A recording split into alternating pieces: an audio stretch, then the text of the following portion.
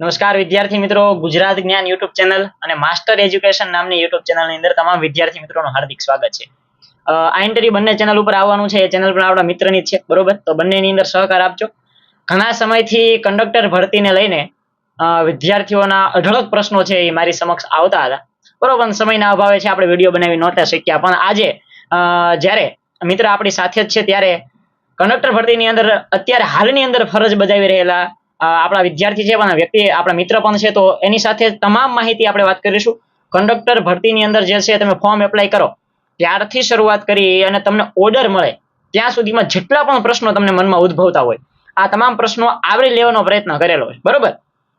ખાસ કરીને ફોર્મ ભરવાની શરૂઆતથી માંડી અને ઓર્ડર સુધીની અંદર કેટલી બધી વિદ્યાર્થી મિત્રો પરીક્ષા આવતી હોય છે, કામગીરી શું હોય છે, પરીક્ષાની અંદર કેવું પેપર આવતું હોય છે, આ બધા પ્રશ્નો તમારા જે છે એનું આપણે આજના વિડીયોની અંદર સોલ્યુશન કરવાનું છે. સૌથી પહેલા જે છે આપણી સાથે જોડાયેલા છે તો એમના ઇન્ટ્રોડક્શન થી શરૂઆત કરશું. એમનો શું પગાર ધોરણ છે આ બધી માહિતી પહેલા એમનાથી શરૂઆત કરશું, બરોબર. અને ક્યાંથી અત્યારે જે છે નોકરી કરી રહ્યા છે. તો સૌથી પહેલા તો અત્યારે જે છે એ તમારું નામ અમારા દર્શક મિત્રોને જણાવી દો, બરોબર.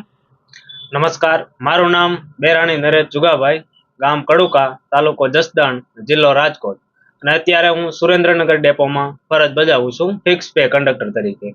ઓકે, હવે ફિક્સ પે કંડક્ટર એટલે શું? તો તમને બધાને ખબર છે કે અત્યારે હાલની ગુજરાત સરકારની કોઈ પણ પરીક્ષા હોય કે જેની અંદર શરૂઆતના ધોરણે તમે લાગતા હોય તો 5 વર્ષ માટે જે છે તમારો પગાર ફિક્સ હોય છે, બરોબર.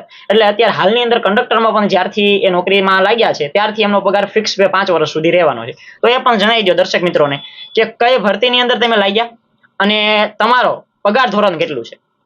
હું 2021 ની ભરતીમાં લાગેલો છું. વેઇટિંગ લિસ્ટ બહાર પડ્યું એમાં મારું નામ આવ્યું હતું અને એમાં હું લાગેલો છું. અને અત્યારે ફિક્સ પેમાં 26,000 છે. એમાં 10% જેવું પીએફ કપાય છે, એટલે 23,400 જેવો પગાર તમારા ખાતામાં પડે છે. હા, એટલે અમારા સાથીદાર જ છે. 2019 ની ભરતી જે હતી, બરોબર, એમાં નોટિફિકેશન આવી. ટૂંકમાં 2019 માં નોટિફિકેશન આવી, પછી 2021 9મો મહિનો 5 તારીખ, આ તારીખે એની કંડક્ટરની એક્ઝામ લેવાની, અને ત્યારબાદ વેઇટિંગ લિસ્ટ ખુલ્યું, એમાં પણ છે તે નામ આવી ગયું છે. તો ખૂબ ખૂબ પહેલા તો ધન્યવાદ. અત્યારે સારી રીતે ફરજ પણ બજાવી રહ્યા છે. અને પગાર ધોરણની એમને વાત કરી, બરોબર. આપણે તો પગાર ધોરણથી મતલબ હોય છે. પગાર ધોરણ કેટલું હોય છે જો તમને ખબર હશે, 2016 ની ભરતી તમે જુઓ, માત્ર કંઈક નજીવો 15,000 પગાર.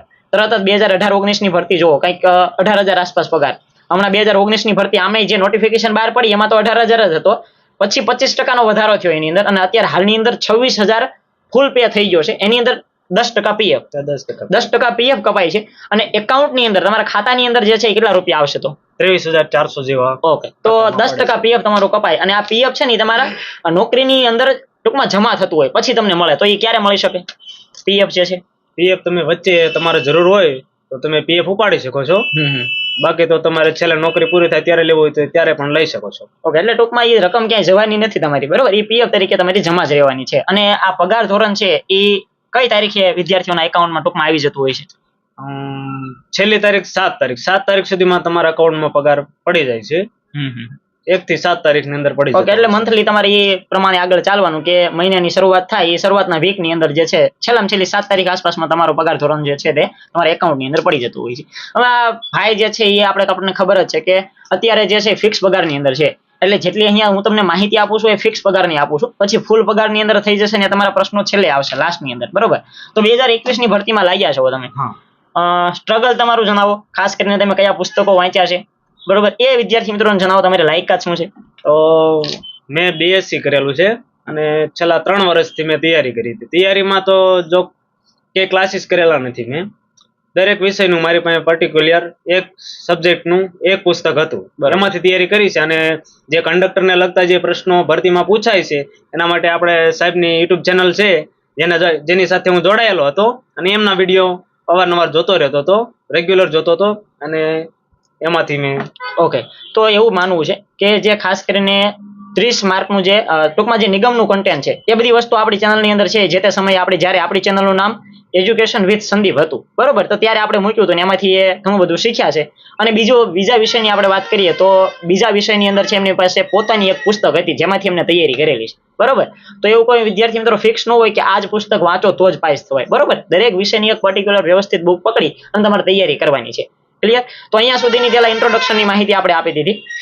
હવે વિદ્યાર્થી મિત્રો આપણે થોડી કામગીરીને લગતા પ્રશ્નો પૂછીએ કે એની અંદર શું કામગીરી હોય. આ બધા પ્રશ્નો થોડાક જે છે એ શરૂઆત કરી દઈએ. તો સૌથી પહેલા તો કામગીરીને લગતા પ્રશ્નોની અંદર છે કે તમને જે રૂટ આપેલો હોય તે રૂટ કોના દ્વારા આપવામાં આવે છે અને રૂટની જે સમયગાળો નક્કી હોય કે ભાઈ આટલા વાગે રૂટ શરૂ થશે, તો એ રૂટ સમય પહેલા તમારે ક્યારે પહોંચવાનું હોય છે? તો રૂટની તમારે કાલે ક્યાં નોકરી છે, કેટલા વાગ્યાની નોકરી છે, એ તમને એક દિવસ અગાઉ જ તમને કહી દેવામાં આવે છે. કયા માધ્યમથી કહી દેવામાં? અત્યારે તો વોટ્સઅપમાં ગ્રુપ બનાવેલું હોય છે, જેના માધ્યમથી એમાં ગ્રુપમાં આવી જાય છે, એટલે તમે જોઈ શકો છો કાલે ક્યાં રૂટ છે અને કેટલા વાગ્યાનો છે. અને નોકરીનો ટાઈમ 12 વાગ્યાનો હોય તો તમારે 11:30 વાગે ત્યાં ડેપોએ હાજર થઈ જવું જરૂરી છે. ઓકે, એટલે ટૂંકમાં એનો મિનિંગ એમ થયો કે તમારે અડધી કલાક પહેલા જે છે એ ફરજ પર પહોંચી જવાનું છે. અડધી કલાક પહેલા. ઓકે, અડધી કલાક પહેલા તમારી જે કાંઈ ફરજ હોય એની ઉપર પહોંચી જવાનું છે. ચાલો, તો રૂટ ફિક્સ હોય કે દરરોજ રૂટની અંદર ફેરફાર થાય? અને અત્યારે તમે કયા રૂટની અંદર કામગીરી કરો છો? અત્યારે જો કે રૂટ ફિક્સ નો હોય એવું જરૂરી નથી કે રૂટ ફિક્સ હોય, અને અત્યારે તો હું ફરતા રૂટમાં હાલું છું. બરોબર. એટલે કે આમાં કોઈ રૂટ દોસ્તો ફિક્સ હોતો નથી. ઘણા બધાના પ્રશ્નો એ જ આવ્યા છે કે સાહેબ રૂટ ફિક્સ હોય, બરોબર, કયો રૂટ મળે, આવું બધું હોય છે, પણ કોઈ રૂટ ફિક્સ હોતો નથી. જે રૂટ ખાલી હોય એ નજીકનો રૂટ તમને મળવાપાત્ર થતો હોય છે, બરોબર. તો એ ગમે ત્યારે તમારો રૂટ ચેન્જ થઈ શકે છે. અને રૂટની ફાળવણી કોના દ્વારા થાય છે? રૂટની ફાળવણી આપણા એટીઆઈ શ્રી હોય એ તમને એક દિવસ અગાઉ જે ગ્રુપમાં આપણે વાત કરી, ગ્રુપમાં વાત કરીએ પ્રમાણે તમને અગાઉથી ફાળવણી કરતા હોય છે. ડ્યુટી લિસ્ટ બનાવે એ લોકો, અને એક દિવસ અગાઉ તમને આપી દે કે ભાઈ તમારે કાલે અહીંયા નોકરી છે, આટલા વાગ્યાની નોકરી છે. એટલે અગાઉથી તમને જે કઈ જાણકારી છે તે મળી જતી હોય છે. ચાલો, થોડી કામગીરીને લગતી વાત કરીએ તો સૌથી પહેલા તો તમે ફરજ પર ટૂંકમાં તમારો જે સમયગાળો છે 8 કલાકનો સમયગાળો, એમાં તમે તમારો બસ દાખલા તરીકે સમયગાળો છે 12 વાગે તમારો ફરજ શરૂ થાય છે, તો ત્યારથી બસની અંદર કઈ કઈ તમારે કામગીરી કરવાની છે, કઈ બાબતનું ધ્યાન રાખવાનું હોય છે? શરૂઆતમાં જો કે 12 વાગ્યાનો ટાઈમ છે બસ ઉપાડવાનો, તો હું 11:30 ડેપોમાં હાજર થઈ જાઉં. અને સૌથી પહેલું કામ મારું હોય છે મશીન લેવા જવાનું. મશીન લઈને એમાં જે તે રૂટ આપણને આપેલો હોય એ સિલેક્ટ કરવાનું રહે છે. અને બસ પ્લેટફોર્મ ઉપર ડ્રાઈવર લગાવે પછી 15 મિનિટ અગાઉ બસ પ્લેટફોર્મ પર લાગી જતી હોય છે. અને બસ લાગી જાય પછી બસ ઉપાડવાના ટાઈમે બસ રિવર્સ લેવડાવી અને નિયમિત રૂટ જે હોય ત્યાં ચાલુ કરવાની હોય છે, અને પછી ટિકિટ આપવાની શરૂઆત કરવાની હોય છે. ઓકે, અને ટિકિટ કઈ રીતે આપવી, કયા મશીન વડે, કે એ થોડીક માહિતી આપો. અત્યારે તો ડિજિટલ મશીન આવી ગયા છે. પેલા જૂના મશીન હતા એ અત્યારે એટીએમ મશીન, ટૂંકમાં કહું તો ઇલેક્ટ્રોનિક ટિકિટ જે મશીન હતા, અત્યારે ઈબીટીએમ મશીન, જે કઈ કંપની દ્વારા બનાવવામાં આવે છે? ઓટીપીએલ કંપની દ્વારા. ઓટીપીએલ કંપનીના વ્યવસ્થિત અત્યારે મશીન આવી ગયા છે. એની અંદર આ જે બધા રૂટ હોય, એટલે કે ટૂંકમાં બસ સ્ટોપ હોય, એની બધી માહિતી એની અંદર માહિતી હોય, ક્યાં કયો રૂટ છે, કયો સ્ટોપ ક્યાં આવે છે, એ બધું જ એની અંદર આવેલું હોય છે. અને ભાડાપત્રક એમાં જ હોય કે ભાઈ પેલા રૂટના નંબર નાખવાના પડતા હતા કે ભાઈ આટલા રૂટ નંબર નાખ્યો એટલે આ સ્ટેજ આવતો. હવે એવું કઈ નથી રહ્યું. હવે ડાયરેક્ટ તમારે મોબાઈલ જેમ વાપરતા હોય એ રીતનું છે, ડાયરેક્ટ સ્ક્રોલ કરીને તમે ડાયરેક્ટ સિલેક્ટ કરી શકો. એન્ડ્રોઇડ સિસ્ટમ ટાઈપ આવી ગયું છે. પેલા બટન વાળું હતું, અત્યારે એન્ડ્રોઇડ વાળા મશીન જે છે તે આવી ગયા છે. અને આ લોકો કદાચ પરીક્ષા પાસ કરી નાખે તો એટીએમ મશીન, ઈબીટીએમ મશીન નવું જે આવેલું છે એમના હાથમાં આવે તો એની કોઈ તાલીમ એમને આપે છે અગાઉ? એટલે કે ડોક્યુમેન્ટ વેરિફિકેશન પછી એમને થોડી ઘણી તાલીમ આપે છે કે? તાલીમ આપવામાં આવે છે. તમને 7 દિવસ જેવી તાલીમ આપવામાં આવે છે. મશીન કઈ રીતે ઓપરેટ કરવું, કઈ રીતે ટિકિટ ફાડવી, એ બધી વસ્તુની તાલીમ આપવામાં આવે છે. અને તમને એક ઝેરોક્સ કરીને એક સરસ મજાની પીડીએફ ફોર્મ ની અંદર અથવા તો ઝેરોક્સ કરીને બધી માહિતી ઈબીટીએમ મશીન દોરેલું હોય, અને એની તમને ભાઈએ કીધું એ પ્રમાણે 7 દિવસની જે છે તાલીમ પણ આપવામાં આવે છે. તો એ બાબતે કોઈ ચિંતા નથી કરવાની કે સાહેબ અમને ઈબીટીએમ મશીન નથી આવડતું કે આ તે વસ્તુ, બરોબર. તો એ બધું તમને એકવાર લાગી જાવ પછી બધી વસ્તુ શીખવાડી દેશે. હવે અહીંયા વાત કરીએ આપણે કે અલગ અલગ બસના પ્રકારો હોય, express, local, Volvo, AC sleeper છે, લક્ઝરી બસ છે. તો એમાંથી કઈ બસની અંદર છે આપણને નોકરી મળે? દાખલા તરીકે હું જ છું, મારે એસી ની બહાર જવું નથી, એટલે મારે એસી બસ ની અંદર જ નોકરી મેળવવી છે, તો શું મને મળી શકે ખરું? ના, એવું જરૂરી નથી. હવે તમને એમાં રૂટ હોય ભાઈ આ રૂટ છે, અહીંથી રાજકોટ થી અમદાવાદ નો રૂટ છે, હવે અમદાવાદ નો લોકલ રૂટ છે, એસી વાળો રૂટ છે, કે પછી એક્સપ્રેસ છે કે લક્ઝરી છે, એના હિસાબે તમારી નોકરી કેમાં છે એ બસ તમારે આવે. એટલે એવું જરૂરી નથી કે તમને આપી શકે. અમુક જગ્યાએ રાજકોટમાં વોલ્વો ડેપો અલગ છે, તો તમને વોલ્વો ડેપોમાં તમારું સિલેક્શન થાય તો તમારે નોકરી એસી બસમાં જ હોઈ શકે. એટલે ટૂંકમાં કયા બસની અંદર જે છે એ નોકરી મળે એવું કઈ ફિક્સ હોતું નથી, બરાબર. લોકલ છે, એક્સપ્રેસ છે, ગમે એ વસ્તુ તમને મળી શકે, એસી છે, લક્ઝરી છે, ગમે એ બસની અંદર તમને નોકરી મળી શકે. જે પ્રમાણે રૂટ ખાલી હોય એ પ્રમાણે તમને નોકરી મળવા પાત્ર થતી હોય છે. ચાલો, ત્યારબાદ થોડુંક લગેજ વિશે માહિતી મેળવી દઈએ અને પાર્સલ વિશે. જો બંનેનો ડિફરન્સ અલગ છે. લગેજ એટલે શું? તો કે મુસાફરની સાથે જે ભાડું રહેલું હોય, મુસાફરની સાથે જે માલ સામાન રહેલો હોય એને લગેજ કહેવાય. અને પાર્સલ આખી વસ્તુ અલગ છે, બરાબર. પાર્સલ વસ્તુ અલગ છે. પહેલા લગેજને લગતો પ્રશ્ન પૂછીએ કે લગેજ કેટલા કિલોગ્રામ સુધીનું ફ્રી લઈ જઈ શકાય એક મુસાફર દીઠ, અને એનો ચાર્જ કઈ રીતે ગણાતો હોય છે, અને એનો ટિકિટ આપવાની હોય છે કે નથી આપવાની હોય તે અલગથી જ નહીં દો. તો લગેજમાં તો એક મુસાફર હોય એને 25 કિલો જેવું ફ્રી હોય છે. એના ઉપરનો એની પાસે વજન હોય તો એમાં સ્ટેજ ઉપર હોય એમનું ભાડું, એની અલગથી ટિકિટ આપવાની હોય છે. જોકે અત્યારે તો આ ડિજિટલ મશીન છે જેમાં બંને સાથે પણ આવી જાય છે.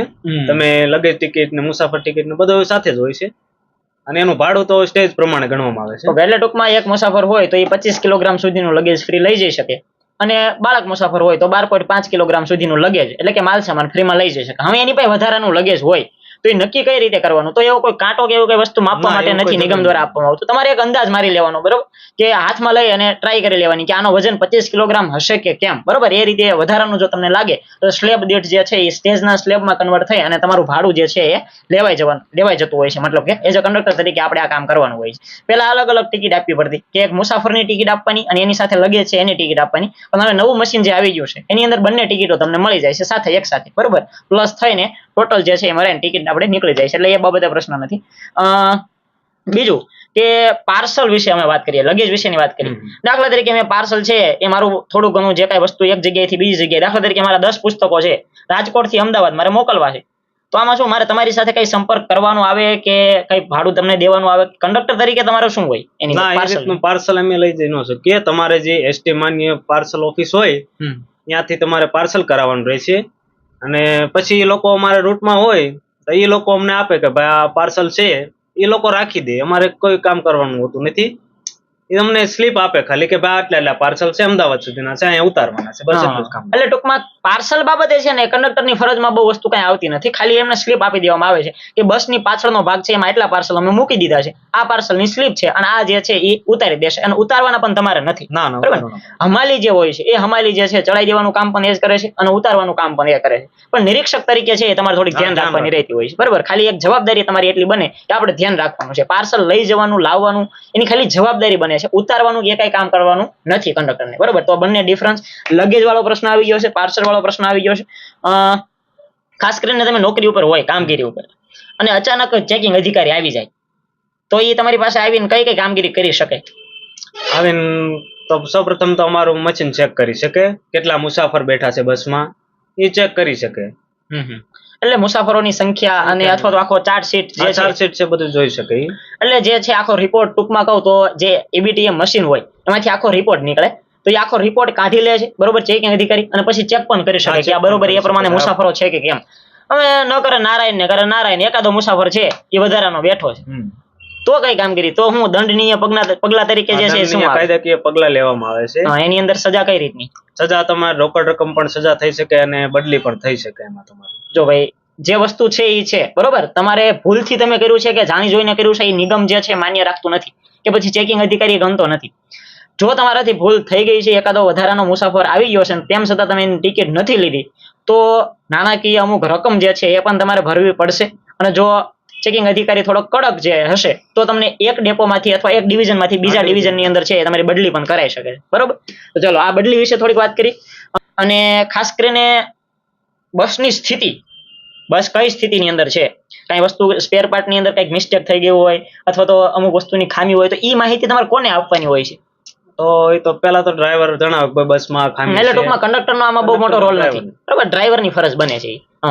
અને પછી ડ્રાઈવર ડેપોમાં જાણ કરે કે ભાઈ બસમાં આ રીતનો પ્રશ્ન છે, આગળ હાલે એમ હોય તો હકાવે, અથવા નજીકનો ડેપો આવતો હોય ત્યાં કામ થઈ જઈ શકે એમ તો એને કરાવી નાખે. અથવા એવું બને કે ભાઈ બસ બ્રેકડાઉન કરવી પડે એમ છે તો કંડક્ટરને કે ભાઈ ડ્રાઈવર કે ભાઈ આપણે બસ આગળ જઈ શકે છે એમ નથી, તો મુસાફરો છે એને બીજી બસમાં આપણે ટ્રાન્સફર કરી દેવાનું. ઘણા બધાને સાહેબ આ તમે કીધું બ્રેકડાઉન, એટલે બ્રેકડાઉન વિશે ખ્યાલ નહીં હોય, તો બ્રેકડાઉન એટલે શું મિત્રો? તો કે આપણે મુસાફરીની અંદર જઈ રહ્યા છીએ તો બસની અંદર કોઈ યાંત્રિક ખામી સર્જાણી અને એના લીધે બસ એવી કન્ડિશનમાં નથી કે આગળ જઈ શકે નહીં, આવી કન્ડિશનમાં ન હોય ત્યારે આપણે બસને બ્રેક કરી દેવી પડે, ઊભી રાખવી પડે, તો આ જે સ્થિતિ છે આના બ્રેકડાઉનની સ્થિતિ કહેવાય છે.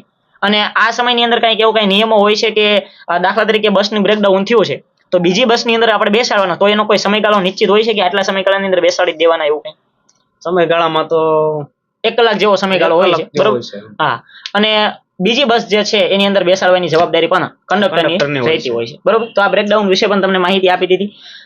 ખાસ ફરજ દરમિયાન, નોકરી દરમિયાન જમવાનું તમને એસટી નિગમ દ્વારા આપવામાં આવે કે તમારે પોતાની રીતે હોટલ બાંધેલી હોય કે તમે ટિફિન લઈને જતા હોય, કઈ રીતની કામગીરી હોય? તો નિગમ દ્વારા કોઈ જમવાનું આપવામાં આવતું નથી અને કોઈ હોટલે બાંધેલી ન હોય. અમુક હોટલ હોય જે ટેન્ડર વાળી હોય ત્યાં તમારે હોલ્ડ રોકાણ કરી શકો. એ તમારે 15 મિનિટનું હોય, ત્યાં તમારે નાસ્તો જે કરવાનું એ કરી શકો. પછી તો અમે જમવા માટે તો રાત્રિનું બપોરનું હોય, ટિફિન તમારે સાથે રાખવાનું રહેશે. એટલે 16 અલગ અલગ ડિવિઝનની અંદર એસટી વિભાગ કાર્યરત છે અને 16 અલગ અલગ ડિવિઝન છે. હવે જે ડિવિઝનનો વિસ્તાર હોય એ ડિવિઝનની અંદર તો હોટલ વાળાને જે છે એ પરમિટ લેવી પડતી હોય છે પહેલા તો ડિવિઝનથી, કે અહીંયા હોટલ રેસ્ટ માટે જે છે એ પરમિટ લે, ડિવિઝન પરમિટ આપે, તો એ જગ્યાએ પહેલા તો રેસ્ટ કરવાનું હોય છે. હોટલ મતલબ કે બસનો રેસ્ટ કરવાનો હોય છે. આ કેટલા મિનિટ સુધી બસ હોલ્ડિંગમાં ઊભી રાખવાની હોય છે, એવો કોઈ સમયગાળો નિશ્ચિત? 15 મિનિટ જેવું હોય છે. હા, એટલે 10 થી 15 મિનિટની અંદર જે છે એ તમારે રેસ્ટ રાખવાનો હોય છે. લોંગ રૂટ હોય તો, લોંગ રૂટ હોય તો તમને 10 થી 15 મિનિટનો બ્રેક જે છે તે આપવામાં આવે છે. અને જમવાની ખાસ કરીને વાત કરી ભાઈ કે જમવાનું તમારે પોતપોતાની રીતે જાતે મેનેજ કરવાનું રહેશે. પછી તમે ટિફિન લઈ જાઓ તો એ ભલે અને હોટલની અંદર જમો તો એ ભલે, તમારું જમવાનું છે તમારી જાતે વ્યવસ્થા કરવાની રહેશે. નિગમ દ્વારા કોઈ વ્યવસ્થા કરી દેવામાં આવતી નથી. બની શકે ક્યારેક એવું કે બીજા શહેરની અંદર જવાનું થાય અથવા તો રૂટ જે છે એનો સમયગાળો વધારે હોય, બરોબર, તો આ વધારાના સમયગાળા દરમિયાન પણ જમવાનું જાતે જ મેનેજ કરવાનું કઈ રીતનું? હા, જમવાનું જાતે, પણ તમારે જો કંઈક નાઇટ આઉટ આવતો હોય તો એની વ્યવસ્થા કરેલી હોય. બીજા ડેપોમાં તમારે નાઇટ આઉટ આવતી હોય તો અહીંયાનો રેસ્ટ રૂમ હોય એસટી નો, ત્યાં તમે આરામ કરી શકો. હા, રેસ્ટ રૂમ એસટી નિગમ દ્વારા છે તે રાખવામાં આવેલા હોય છે, મતલબ કે આરામ માટેનો રૂમ હોય. રાત્રિ રોકાણ થયું હોય તો ત્યાં તમારે છે એ તમે રોકાઈ શકો. અને રેસ્ટ રૂમ ની અંદર છે એ કઈ રીતનું હોય? દાખલા તરીકે ત્યાં સુવાની વ્યવસ્થા જે છે એ આપણે જેમ કે ઓઢવાનું વસ્તુ જે છે એ આપણે પોતાની રીતે મેનેજ કરવાનું હોય છે કે નિગમ દ્વારા તમને આપવામાં આવે છે? તો ઓઢવાનું ને એવું આપણે સાથે રાખવાનું રહેશે. અને અમુક ડેપોમાં સગવડ હોય છે કે જેમાં તમારે પાથરવાનું એની જરૂર ન પડે, પણ મોસ્ટ ઓફ બધા ડ્રાઈવર કંડક્ટરો સાથે જ રાખતા હોય છે. ઓઢવા પાથરવાનું બધું સાથે જ રાખે. હા, એટલે અલગ અલગ ડિવિઝન ની અંદર જે પ્રમાણેની સુવિધા, બરોબર, જે પ્રમાણેનો ડેપો, છોટા ડેપોની અંદર અમુક ડેપોની અંદર સુવિધા હોય પણ ખરી સુવા માટેની, અમુકમાં તમારે નીચે પણ સુવું પડે. તો આ રીતે તમારી રીતે ઓઢવાની વ્યવસ્થા છે એ તમારી જાતે કરવાની રહેશે. ખાલી એક રૂમ હશે ત્યાં જ્યાં તમે રેસ્ટ કરી શકો, આરામ કરી શકો. ઓકે, નોકરીના સમયથી આપણે તો વાત કરી કે 8 કલાક ફરજિયાત તમારે નોકરી કરવી પડશે, પણ ખાસ આ નોકરીની અંદર વિદ્યાર્થીઓના બહુ એક ઇસ્યુ આવે છે કે રેગ્યુલર રજાઓ નથી મળતી. તો રજાઓ બાબતે વિદ્યાર્થીઓને જણાવો કે એક મંથની અંદર કેટલી રજાઓ મળે અથવા તો અઠવાડિયાની અંદર કેટલી રજાઓ મળે, જાહેર રજાઓ મળે કે નહીં, એ બાબતે વિદ્યાર્થીઓને થોડુંક જણાવો. તો રજામાં તો એવું છે કે જો તમારે પર્ટિક્યુલર રજા જોઈતી હોય કે આ તારીખે મારે રજા જોઈતી છે તો તમારે 3 દિવસ અગાઉ જાણ કરવી પડે છે ડિપોમાં કે ભાઈ મારે આ તારીખે રજા જોઈતી છે, આટલા દિવસની રજા જોઈએ છે. તો રજામાં વાત કરીએ તો તમારે વીકમાં એક ઓફ આવે છે. ઓફ એટલે વીકમાં તમારે એક રજા મળે છે ફરજિયાત, એટલે એક રજા તમારે ફરજિયાત ઉપરથી સરકારી રજા મળતી જ હોય છે. પણ એ જરૂરી નથી કે તમારે ભાઈ રવિવારે રજા મળી જ જાય. એ લોકો એમની અનુકૂળતા મુજબ રજાઓ આપતા હોય છે. સ્ટાફ એટલો હોય, બધાને વારાફરતી રજાઓ આપતા હોય છે, એ રીતનું હોય છે. ટૂંકમાં અન્ય ભરતીઓની સમકક્ષ અહીંયા વાત કરીએ તો તમે જોવો છો કે બીજી જે કઈ ક્લાસ 3 ની ભરતીઓ છે, ક્લાસ 2 ની ભરતીઓ છે, એની અંદર રવિવારે જાહેર રજા તરીકે એટલે સામૂહિક રજા મળતી જ હોય છે દરેક કર્મચારીને. પણ અહીંયા કંડક્ટરની ભરતીની અંદર રવિવારની કોઈ એવી ફિક્સ રજા હોતી નથી. નિગમ જે છે એના રૂટની અંદર જે પ્રમાણે અનુકૂળતા રહેતી હોય છે એ દિવસે તમને રજા આપી શકે. એટલે મહિનાની અંદર એક રજા લેખે તમે હિસાબ કરી નાખજો તો આ રીતે આખા મહિનાની અંદર કેટલી રજાઓ મળે છે. એક વીકની અંદર એક રજા, એટલે મહિનાની અંદર કેટલી રજાઓ મળે છે તમારી રીતે હિસાબ કરી નાખજો. ખાસ કરીને જાહેર રજાઓ હોય, જેમ કે ગાંધી જયંતિ છે, શિક્ષક દિવસની ઉજવણી, તો એવી કઈ પર્વ હોય તો આ પર્વ નિમિત્તે તમને કોઈ સ્પેશિયલ એટલે ઈ રજાઓ મળે ખરી કે ન મળે? હા, જો તહેવાર કોઈક આવતો હોય અથવા કોઈ જાહેર રજાઓ હોય તો એ રજાઓ પણ અમને મળે છે, પણ એ દિવસે ના મળે. એ તમારે રજા એ લોકોને અનુકૂળતા આવે ત્યારે તમને રજા આપી દે છે, રજા મળે છે.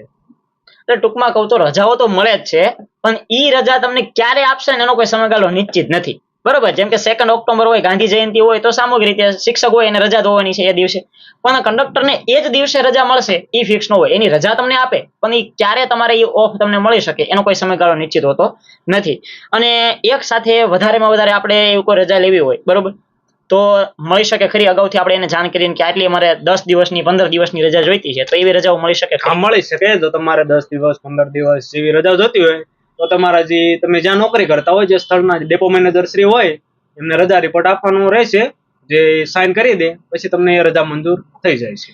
અને દાખલા તરીકે આ આપણે વધારાની જે રજાઓ લીધી, 15 દિવસની રજાઓ લીધી, તો પગારમાંથી એ બાદ થઈને પછી તમારો પગાર ધોરણ આવશે કે ઈ જે પગાર તમારો જે નક્કી કરેલો હોય એ જ પગાર આવશે? હવે દાખલા તરીકે તમે 15 દિવસની રજા લીધી, બરોબર, તમારે કોઈ પ્રસંગ છે, તમે 15 દિવસની રજા લીધી અને આપણે અગાઉ વાત કરી કે જે તહેવારોની રજા તમને આપી ન હોય, તમારી જમા પડી હોય, દાખલા તરીકે 10 દિવસની તમારી રજા જમા પડી છે, તો 10 દિવસ તમારા એ રજાના બાદ થઈ જાય અને 5 દિવસનો તમારો પગાર કપાઈ શકે અને બાકીના જે 10 દિવસ હતા રજાના એનો તમને પગાર મળી શકે છે.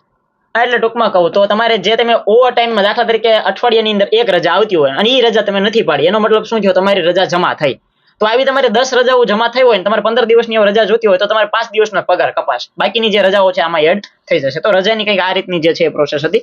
ઓવર ટાઈમ ભથ્થા વિશે તો આપણે શરૂઆતમાં માહિતી મેળવી દીધી કે 1 કલાક વધારાનો રૂટ હોય તો 75 રૂપિયા લેખે જે છે એ તમને વધારાના પગારની અંદર મળી શકે. અને આ રૂટ જે છે દાખલા તરીકે એવું થયું બની શકે ક્યારેક કે 14 કલાક રૂટ થઈ જાય, એક દિવસનો રૂટ તમને 14 કલાકનો રૂટ આપ્યો તો એ કન્ડિશનની અંદર નિગમ કોઈ તમને કઈ વધારાની ફેસિલિટી આપે કે કઈ રીતનું હોય છે? અમુક દાખલા તરીકે રૂટ ભાઈ સરે કીધું એમ કે 14 કલાકનો રૂટ છે તો એ રૂટ ઉપર આધારિત હોય કે અમુક રૂટમાં 14 કલાક 15 કલાક થતી હોય તો તમે નોકરી ઉપર ચડો ત્યારથી 15 કલાક તમે એક ધારી નોકરી કરી હોય તો તમને બીજે દિવસે એટલે કે પાછળના દિવસે તમારે રેસ્ટ આપવામાં આવે છે, એક દિવસનો આરામ આપવામાં આવે છે, જેનો કોઈ પગાર નથી કપાતો પણ એ તમારો દિવસ નોકરીમાં ભરાઈ જાય છે, એ રીતનું હોય છે. ઓકે, તો વિદ્યાર્થી મિત્રો અહીંયા વાત કરીએ તો ખાસ કરીને જે ઓવર ટાઈમ છે એ તો અલગ જ વસ્તુ છે. દાખલા તરીકે 8 કલાકને બદલે જે છે એ 10 કલાક નોકરી કરી તો 2 કલાક તમે વધારાની નોકરી કરી તો 2 કલાકનો પગાર તમારા પગાર ધોરણની અંદર 150 રૂપિયા લેખે આવી જશે. પણ ક્યારેક એવા સંજોગો બને કે 11 કલાક 12 કલાક 13 કલાક 14 કલાક તમારે નોકરી કરવી પડે એક રૂટની અંદર, બરોબર? તો એ સમયે નિગમ તમને સ્પેશિયલ સુવિધા એ આપે કે બીજા દિવસે તમને ઓફ આપી દે, મતલબ કે બીજા દિવસે તમારે નોકરી કરવા માટે જવાનું નથી, આરામ કરવાનો છે અને એનો પગાર પણ તમારો કપાતો નથી, બરોબર? તો આ રીતનું જે છે અલગથી ઓવર ટાઈમ નો આપે, રેસ્ટ આપે તો તમારે એમાં ઓવર ટાઈમ આપતા નથી, કાં ઓવર ટાઈમ આપે અને કાં રેસ્ટ આપે, બેમાંથી એક ફેસિલિટી તમને આપે. હા, એટલે ત્યારે ઓવર ટાઈમ પાછો ન ગણાય એમ, કાં ઓવર ટાઈમ આપે અને કાં રેસ્ટ આપતા હોય છે. રજાઓ બાદ વિદ્યાર્થી મિત્રો હવે આગળના પ્રશ્નો તરફ જઈએ. ખાસ કરીને વિદ્યાર્થીઓનો પ્રશ્ન હોય છે કે આપણું રહેઠાણનું સ્થળ હોય ત્યાંથી નજીકના સ્થળની અંદર નોકરી મળી શકે કે કેમ? હવે વિદ્યાર્થી મિત્રો હવેના જે કઈ પ્રશ્નો શરૂ થાય છે ને એ પ્રશ્નો કેવા હશે તો કે આ પ્રશ્નો બધા ભરતીની પ્રક્રિયાને લગતા હશે. જે આખી જે ભરતીની પ્રોસેસ શરૂ થાય છે ત્યારે કઈ કઈ સમસ્યાઓ આવી શકે, એમાં પહેલી જ સમસ્યા એ છે કે આપણું નજીકનું જે સ્થળ હોય તો એ નજીકના સ્થળે રહેઠાણના સ્થળથી નોકરી મળી શકે કે કેમ? તો એમાં એવું છે કે તમારું મેરિટ કેવું છે. હવે મેરિટ કેવું છે અને બીજા નંબરમાં ત્યાંને તમારે જે રહેઠાણ હોય ત્યાંથી તમારે જે નજીક ડેપો થતો હોય એ નજીક ડેપો થતો હોય ત્યાં એ ડેપોમાં જગ્યાઓ ખાલી છે, જો ખાલી હોય અને તમારું મેરિટ સારું હોય તો તમને એ ડેપો મળી શકે છે. એટલે મેરિટના આધારે ડેપો તમારે મળતા હોય છે, રહેઠાણથી નજીકના એના આધારે ન આપવામાં આવે, મેરિટના આધારે આપવામાં આવે. મેજોરિટી વિદ્યાર્થીઓને આ જ પ્રશ્ન આવતા હોય છે કારણ કે આપણે જે ગુજરાત જ્ઞાન યુટ્યુબ ચેનલ આપણે ચલાવીએ છીએ આટલા બધા સબસ્ક્રાઇબર છે તો વિદ્યાર્થીઓનો એ જ પ્રશ્ન હોય છે કે સાહેબ નજીકમાં મેળવવું છે, બરોબર, રૂટ નજીકનો લેવો છે, મળે કે કેમ? ત્યારે હું હંમેશા વિદ્યાર્થીઓને કહેતો હોઉં છું કે મેરિટ સારું બનાવો. સારું મેરિટ હશે તો તમને પસંદગી કરવાનું પણ આપી શકે. જો સારું મેરિટ હશે ને તો તમને કહેશે કે જો આટલી જગ્યા ખાલી છે, તમને જો જોઈએ એ રૂટ પસંદ કરો. પણ જો તમારું મેરિટ સારું નહીં હોય, વેઇટિંગમાં પણ વારો આવ્યો હશે તો એ જે લોકો કહેશે એ પ્રમાણે એ રૂટની અંદર તમારે નોકરી કરવાની થશે. એટલે એવું ફિક્સ નથી કે તમારા રહેઠાણની નજીક મળી શકે કે કેમ. જે જગ્યા ખાલી હોય ત્યાં તમારું પોસ્ટિંગ છે તે આવી શકે અને એ પણ રૂટ પાછો આપણે શરૂઆતની અંદર વાત કરીએ એ પ્રમાણે કે બદલાતો રહેતો હોય છે, બરોબર? ત્યારબાદ વાત કરીએ કે છેલ્લું મેરિટ જે છે એના વિશે તો જો કે નિગમે પણ જાહેરાત નથી કરી કે છેલ્લે વર્ષ 2021 ની અંદર જે ભરતી લેવાઈ ગઈ, પરીક્ષા લેવાઈ ગઈ, એનું મેરિટ કેટલું હતું, બરોબર? પણ એ આપણા માટે કંઈ કામનું નથી. ચોખ્ખું ક્લિયર. આ તો તમારો પ્રશ્ન હતો એટલે હું જવાબ આપી દઉં. જૂની પરીક્ષા પદ્ધતિની આપણે થોડીક વાત કરીએ તો એ તમારે ગણવાની જ નથી વિદ્યાર્થી મિત્રો. આની અંદર જે છે થોડુંક ચેન્જ થયેલો છે. પહેલાની અમે જે વખતે પરીક્ષા આપી, બરોબર, ત્યારે કઈ રીતની પદ્ધતિ હતી તો કે ધોરણ 10 જે તમારું હોય એની અંદર તમે જે ટકા મેળવેલા હોય એના 40% એડ થાય, બરોબર? આ ઉપરાંત ધોરણ 12 માં જે તમે ટકા મેળવેલા હોય એના 20% એડ થાય. ત્યારબાદ ધોરણ 10 અને 12 થઈ ગયું. કોલેજની વાત કરીએ તો કોલેજની અંદર તમે જે ટકાવારી મેળવેલી હોય એની અંદર 10% એડ થાય. આ રીતે પહેલા એક 15 ગણા ઉમેદવારોનું એક પત્રક આખું લિસ્ટ બહાર પાડવામાં આવે. એની અંદર જો તમારો વારો આવી જાય તો જ તમને લેખિત પરીક્ષા દેવા મળતી. આ ક્યાંની વાત કરું છું? 2021 ની વાત કરું છું. ત્યારે આવું હતું. અને પછી તમે લેખિત પરીક્ષા આપો, એની અંદર જે તમે 100 માર્કની પરીક્ષા આપો એના જે માર્ક આવ્યા એમાંથી પાછું 30% માં કન્વર્ટ થાય અને એમ 100 માર્કનું ટોટલ બનતું મેરિટ. આ રીતે અમે જે તે સમયે લાગેલા. એટલે હવે આખી મેરિટની પદ્ધતિ છે ને આખી બદલાઈ ગઈ છે. એટલે અમે આપણે મેરિટ બાબતે જે છે અહીંયા કઈ જૂના મેરિટની આપણે તમારી પૂછવાની કઈ જરૂર નથી. કારણ કે આ વખતે કેવું છે કે ધોરણ 12 ની ટકાવારીના આધારે પરીક્ષા દેવા મળશે. એટલે હવે તમે જે પરીક્ષાની અંદર માર્ક લાવો છો એની આધારે ટકાવારીના આધારે તમને ડેપો સિલેક્શન ને બધું મળવાનું છે. એટલે આપણો મુખ્ય ગોલ શું હોવો જોઈએ તો કે લેખિત પરીક્ષાની અંદર વધારેમાં વધારે માર્ક કવર કરવા. 100 માર્કનું પેપર હોય એમાં મેક્સિમમ કેટલા આવે એટલા માર્ક તમારે આ વખતે લાવવાના છે. એટલે જૂનું મેરિટની આપણે જે છે એ કાંઈ વાતચીત નથી કરવાની. ઘણા બધા વિદ્યાર્થીઓનો પ્રશ્ન હોય કે કંડક્ટરની નોકરીમાં લાગી જઈએ પછી આમ વધારાનો ટાઈમ મળે કોઈ બીજી ભરતીની તૈયારી કરવી હોય તો આમ વધારાનો ટાઈમ તમને મળી શકે ખરો કે પછી થાકી જવાય છે કે કઈ રીતનું હોય છે? હવે એ તો તમારે ડેપો તમે નજીકમાં છો, નજીકના તમે રહેણાંક હોય તમારું એનાથી નજીકમાં હોય તો તમે ઘરે વહેલા પહોંચી શકતા હોય અથવા કે રૂમ રાખીને રહેતા હોય જ્યાં તમારે બહાર હોય તો તમે થોડો ઘણો ટાઈમ વાંચી શકો. એવું નથી કે તૈયારી સામ ન કરી શકો, તમે કરી શકો તૈયારી, પણ ટાઈમ ઓછો મળતો હોય કારણ કે એક નોકરી કરતા હોય ત્યારે ટાઈમ ઓછો મળતો હોય છે, થાકી જતા હોય એટલે તૈયારી પહેલા જેવી ન કરી શકો તમે. તૈયારી થાય પણ ઓછી થાય. એટલે ટૂંકમાં કહું તો અઘરું કામ છે પણ પોસિબલ નથી એવું ન કહી શકો તમે. કારણ કે વાત કરી શરૂઆતમાં કેટલા કલાકની નોકરી હોય? 8 કલાકની.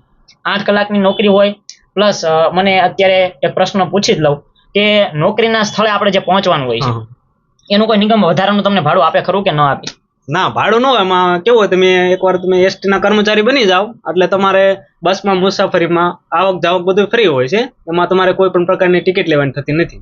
હા, એટલે દાખલા તરીકે બોટાદ ડેપોની અંદર છે મારે નોકરી હોય તો દરરોજ બોટાદ ડેપોમાં જવાનું હોય તો ઈ મારા ઘરથી જો બસ આવતી હોય સરકારી તો હું એમાં બેસીને જઈ શકું. મારી કોઈ પણ પ્રકારની ટિકિટ નહીં. અને મારું પ્રાઇવેટ વાહન લઈને જવાનું હોય તો હું જઈ શકું મારી રીતે, પણ અલગથી તમને કોઈ ચાર્જ નિગમ દ્વારા આપવામાં આવતો નથી. અને કદાચ વાહન લઈને ગયા તો આ વાહન તમને ડેપો ખાતે મૂકવાની પરમિશન કે પછી ત્યાં જગ્યાઓ હોય છે કે કેમ? હા, એના માટે તમારે એસટી સ્ટાફ માટે અલગથી પાર્કિંગની સુવિધા હોય છે જેમાં તમારે કોઈ પણ પ્રકારનું રકમ કે ચાર્જ દેવાની થતી નથી. એસટી સ્ટાફ માટે ફ્રી નિગમ જે છે એ આ રીતની સુવિધાઓ તમને કરી આપતો હોય છે. પણ ખાસ ત્યાં પહોંચવા માટેનું નોકરીનું જે સ્થળ નક્કી કરેલું છે એ સ્થળે પહોંચવા માટેનું ભાડું તમને અલગથી આપવામાં આવતું નથી. ચલો, વાત કરી લીધી મેરિટની. મેરિટ તમારા શેના આધારે બનશે? લેખિત પરીક્ષાના આધારે ફાઇનલ મેરિટ ગણવાનું છે. લેખિત પરીક્ષાનું મેરિટ જે છે એ ધોરણ 12 ની આધારે બનવાનું છે. અને હા, શરૂઆતમાં વાત કરીએ એ પ્રમાણે જે પ્રમાણે લેખિત પરીક્ષાની અંદર તમે માર્ક લાવો છો એ જ તમારા ફાઇનલની અંદર ગણાશે. ચાલો, હવે આ બધી માહિતી પૂરી થઈ ગઈ.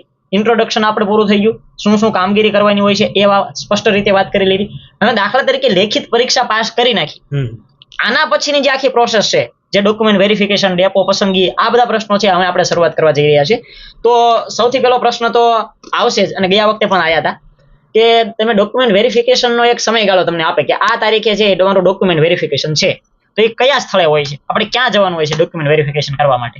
સૌથી પહેલા જે તમે એક્ઝામ પાસ કરી નાખો પછી જે મેરિટ લિસ્ટ બહાર પડે કે આટલા લોકોને ડોક્યુમેન્ટ વેરિફિકેશન માટે આવવાનું છે એટલે પહેલા તમારે ડોક્યુમેન્ટ વેરિફિકેશન ડિવિઝન ખાતે થાય. તમે જે વિસ્તારના હો એમાં તમારે કયો ડિવિઝન ની વાત થાય છે. ડોક્યુમેન્ટ વેરિફિકેશન જે તમારા ડોક્યુમેન્ટ છે એ વ્યવસ્થિત કરવાના છે એની વાત થાય છે. એમાં 2 વાર ડોક્યુમેન્ટ વેરિફિકેશન થશે. ડેપો પસંદગીની અત્યારે વાત નથી કરતા, અત્યારે ડોક્યુમેન્ટ વેરિફિકેશનની વાત કરીએ છીએ.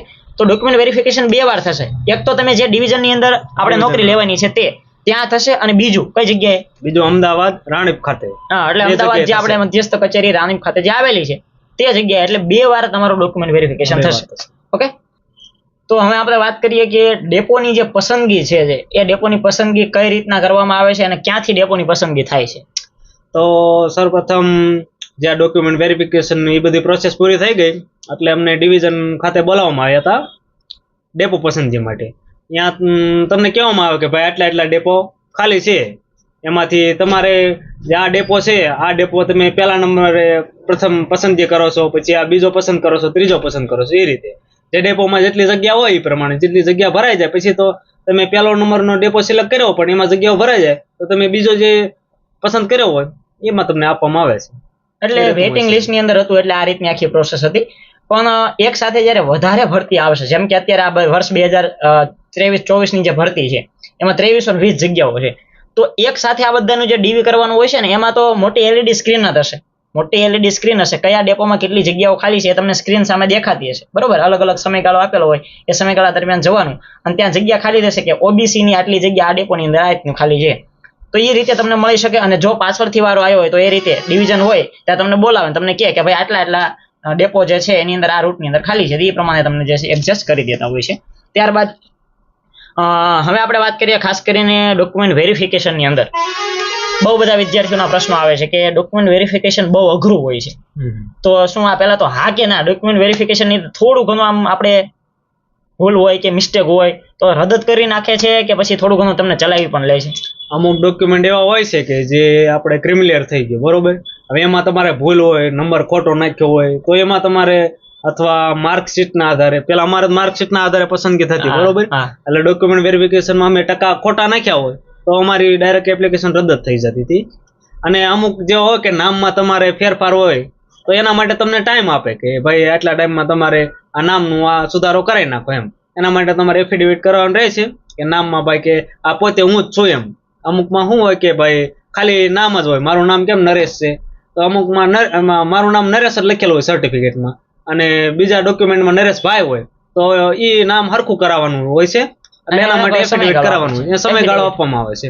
એટલે ડોક્યુમેન્ટ વેરિફિકેશન ની ખાસ વાત કરું તો એટલું બધું અઘરું નથી. અમુક જે ડોક્યુમેન્ટ કીધા નરેશભાઈએ કે ખાસ કરીને ટકાવારી, કારણ કે તમારી ટકાવારીને આધારે તો તમને પરીક્ષા દેવા મળી છે. ધોરણ 12 ની ટકાવારી આ વખતે તમે નાખેલી છે તો એની અંદર તમારે 70% હોય ને તમે 72% નાખ્યા હશે તો આ વસ્તુ ક્યારેય ચલાવી લેવામાં નહીં આવે, બરોબર. આ સાહેબ પણ કહે છે, હું પણ કહું છું, આ વસ્તુ નહીં જ ચલાવી લેવામાં આવે, કારણ કે 2% ને લીધે પાછળ કેટલાય વિદ્યાર્થીઓ જે એવા હોય કે જે રહી જતા હશે તમારા લીધે. એટલે પેલા તો ટકાવારી નહીં ચલાવી લેવામાં આવે, ખોટી ટકાવારી. બીજું કે ખાસ કરીને તમે જે નંબર નાખેલો છે, જે લોકોને નોન ક્રિમિનલ કઢાવવાનું હોય છે એના માટે, તો એમાં જે તમે ફોર્મ ભર્યું છે એ વખતનું નોન ક્રિમિનલ જોશે. બાકીના કેટલા ડોક્યુમેન્ટ જોઈશે એ બધી માહિતી જે છે એ આપણે અલગથી વિડીયો બનાવવો પડશે, કારણ કે આની અંદર આખું લિસ્ટ છે એ જે એપ્લિકેશન જે છે એની અંદર આપેલું છે, નોટિફિકેશન ની અંદર વ્યવસ્થિત આપેલું છે કેટલા ડોક્યુમેન્ટ જોઈશે, બરોબર. આગળ આપણે વાત કરીએ ખાસ કરીને ઓર્ડર જે છે. ઓર્ડર પહેલા થોડુંક ડોક્યુમેન્ટ વેરિફિકેશન ની અંદર કમ્પ્યુટર સર્ટિફિકેટ વિશેનો બહુ પ્રશ્ન છે કે કમ્પ્યુટર સર્ટિફિકેટ જે છે ફરજિયાત છે કે ફરજિયાત નથી? ફરજિયાત છે. કોમ્પ્યુટર સર્ટિફિકેટ ફરજિયાત છે, તમારે હોવું જરૂરી છે. CCC કરેલું હોય એ જરૂરી છે. અને કોમ્પ્યુટર વિષય હોય તો તમે 11-12 સાયન્સમાં કોમ્પ્યુટર વિષય આવતો અને જો ન કઢાવો તો ચાલે. પછી કઢાવવું પડે છે, એ પછી તો સરકાર માન્ય કઢાવવું પડે છે તમારે. ભરતીમાં હોય અત્યારે ચાલી જાય. તમારે વિષય કોમ્પ્યુટર હોય તો પણ ચાલી જાય છે. ઓકે. તો ધોરણ 10 ની અંદર, ધોરણ 12 ની અંદર, કોલેજ ની અંદર તમે કોમ્પ્યુટર વિષય સાથે પાસ થયેલા છો તો અત્યારે કોઈ વસ્તુ નહીં માગે, બરોબર.